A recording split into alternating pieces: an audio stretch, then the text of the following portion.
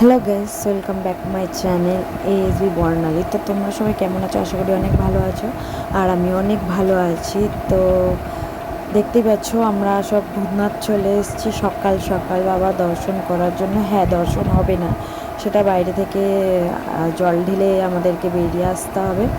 তো এটা হচ্ছে শ্রাবণ মাসের তৃতীয় সোমবার। তো সকাল সকাল বেরিয়ে পড়েছি মা বাবার কাছে জল ঢালার জন্য, কারণ প্রচুর ভিড় হবে এরপরে।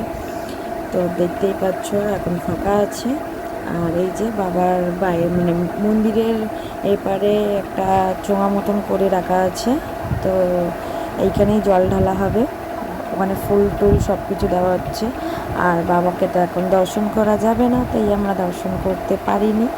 তো যাই হোক, এখান থেকেই জল টল ঢেলে একটু নমস্কার করে আমরা একটু ঘুরবো। তো তোমরা দেখো ব্লগটা কেমন লাগবে না লাগবে কমেন্ট করে জানিও।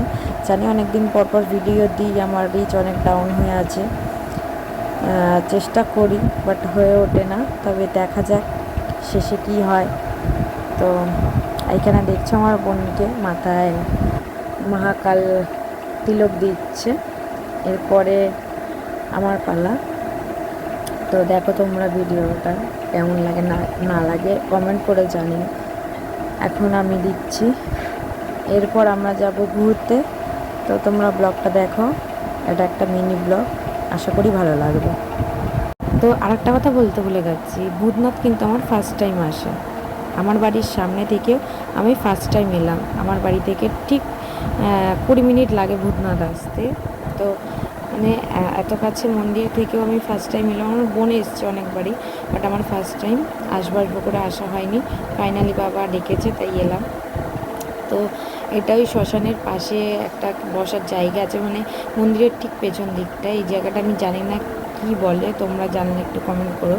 তো এই জায়গাটা একটু রিলস বানাবো, ফটো তুলবো, দেন এখান থেকে তারপর আমরা বেরিয়ে যাব। তো দেখো ভিডিওটা তোমরা। তো এখন দেখছো আমরা বেরিয়ে গেছি, এখন প্রায় বেরানোর পথে, জুতো পরতে যাচ্ছি আর কি। আর এইখানটায় একটু লজ্জা লজ্জা লাগছিলো বলে ক্যামেরাটা একটু নিচে করে দিয়েছিলাম। আর এই যে আমার বোনের বন্ধু আর আমি। তো দেখো ভিডিওটা তোমরা, তারপরে একটু ফটো তুলো মন্দিরের সামনে, দেন এখান থেকে তারপরে বেরিয়ে যাব।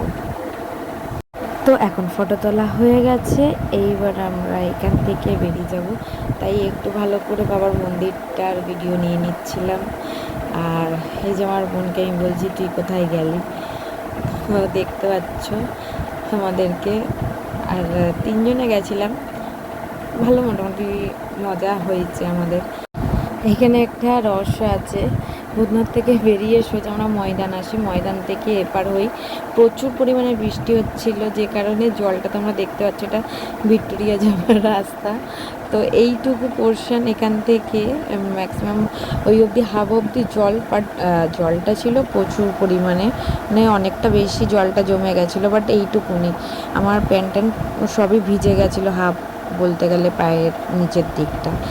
তো এই ভিক্টোরিয়া যাবার সময় আমাদের একটু প্রবলেম ঘটে যায়, যে প্রবলেমটা আমার পার্সোনালি ঘটে। আর ভিক্টোরিয়ায় আর আমাদের ঢোকা হয় না, আমাদের ভিক্টোরিয়ার বাইরে দেখে চলে আসতে হয় কিছু ফটো তুলে। কারণ প্রবলেমটা আমারই ঘটেছিল পার্সোনালিভাবে। তো এই কারণে, নাহলে আমাদের ইচ্ছা ছিল ভিক্টোরিয়ার ভেতরে গিয়ে ফটো তুলবো, ভিডিও করব, রিলস বানাবো, সেগুলো আর কিছুই হয়নি। নেক্সট টাইম আবার যাব আর একদিন। আর প্রচুর পরিমাণে বৃষ্টি হয়েছে, বৃষ্টি পড়ছিল, মেঘ ডাকছিল, ওই কারণে আমি আর রিস্ক নিইনি। তাই আমি ওদেরকে বললাম যে আমি বাড়ি যাব বলে আমরা বাড়িতে বেরিয়ে গেলাম বাড়ির দিকে। এখন কিন্তু যাচ্ছে ভিক্টোরিয়ার দিকে। আর এই যে দুটো ঘোড়া যাচ্ছে, আমার বোন বলছে এই ঘোড়ার মধ্যে তুই উঠবি। তো এই নিয়ে মজা করতে করতে আমরা রাস্তা দিয়ে যাচ্ছিলাম, খুব ভালোভাবে যাচ্ছিলাম যে ভিক্টোরিয়া ঢুকবো। যদিও ভয়েস ওভারটা পরে দিচ্ছি। তো মজা করতে যাচ্ছিলাম, খুব এক্সাইটেড ছিলাম যে অনেক দিন পর ভিক্টোরিয়া এসেছি। তারপরে বানানোর পর মানে আবার নতুন করে যে বানিয়েছে তারপর আর আসেনি, তো এই কারণে খুব এক্সাইটেড ছিলাম। বাট সেটা আর হলো না।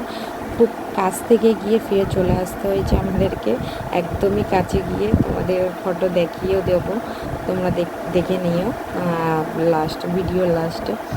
প্রচুর কাছ থেকে গিয়ে আমাদেরকে চলে আসতে হলো, আর কিছু করার নেই, কি আর করা যাবে। দেখো পুরো একদম ভিক্টোরিয়ার সামনে, আর এখানেও জল ছিল প্রচুর। একদমই কাছ থেকে গিয়ে আমরা মানে বাড়িতে আবার ফিরে এসেছি আমার কিছু প্রবলেমের জন্য। প্রচুর বড় একটা প্রবলেম ঘটে গেছিলো। আর বৃষ্টিটা না হলে আমি আসতাম না, দেরি করেই আসতাম, বাট বৃষ্টির জন্য আর রিস্ক নিইনি, তার জন্যই চলে এসেছি। মনটাও খুব খারাপ হচ্ছে।